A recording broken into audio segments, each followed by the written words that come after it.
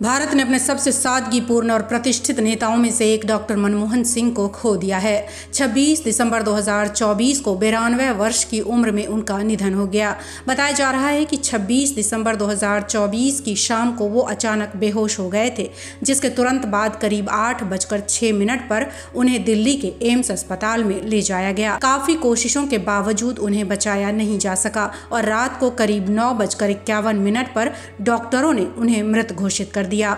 जानकारी हो कि वे लंबे समय तक उम्र से संबंधित बीमारियों से जूझ रहे थे। मिली जानकारी के अनुसार मनमोहन सिंह को रेस्पिरेटरी डिजीज यानी कि सांस लेने से जुड़ी समस्या थी।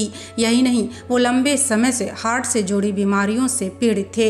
साल 1990 में पहली बार उन्हें बाईपास सर्जरी करवानी पड़ी थी। इसके बाद साल 2004 में उनके हार्ट में स्टेंट लगाया गया था। इतना ही नहीं, उसके बाद साल 2009 में फिर से उनकी बाईपास सर्जरी हुई थी। अब उनके निधन के साथ ही एक ऐसा अध्याय समाप्त हुआ है जिसने भारत की आर्थिक और राजनीतिक दिशा को गहराई से प्रभावित किया।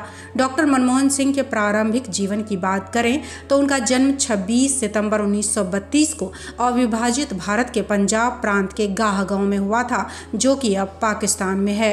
विभाजन के समय उनका परिवार भारत आ गया। बचपन से ही वो पढ़ाई में बेहद होनहार थे। उन्होंने पंजाब यूनिवर्सिटी से अपनी स्नातक की पढ़ाई पूरी की और आगे की पढ़ाई के लिए कैम्ब्रिज और ऑक्सफोर्ड जैसे प्रतिष्ठित विश्वविद्यालयों का रुख किया। भारत देश के आर्थिक क्षेत्र में उनके योगदान की बात करें तो डॉक्टर मनमोहन सिंह ने 1950 के दशक में अपना करियर एक आर्थिक शोधकर्ता के रूप में शुरू किया था।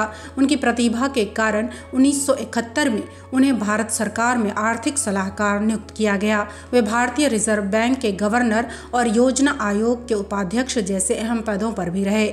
ये कहना अतिशयोक्ति नहीं होगी कि उन्होंने देश की अर्थव्यवस्था को मजबूती देने में अहम भूमिका निभाई है। 1991 में जब भारत एक गंभीर आर्थिक संकट के दौर से जूझ रहा था, तब डॉक्टर मनमोहन सिंह को वित्त मंत्री बनाया गया था।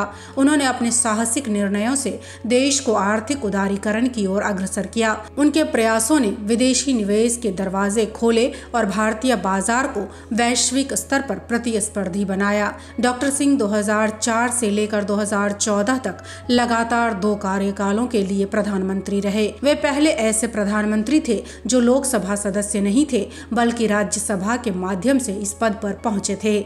उनके कार्यकाल में कई महत्वपूर्ण योजनाएं जैसे मनरेगा और शिक्षा का अधिकार अधिनियम लागू हुआ। उन्होंने देश के आर्थिक और सामाजिक विकास पर विशेष ध्यान दिया। डॉक्टर मनमोहन सिंह एक सादगीपूर्ण जीवन जीते थे। उनकी पत्नी गुरशरण कौर और 3 बेटियां हैं। वे साहित्य, संगीत और आध्यात्म में गहरी रुचि रखते थे। जीवन भर वे अपनी ईमानदारी और विनम्रता के लिए जाने गए।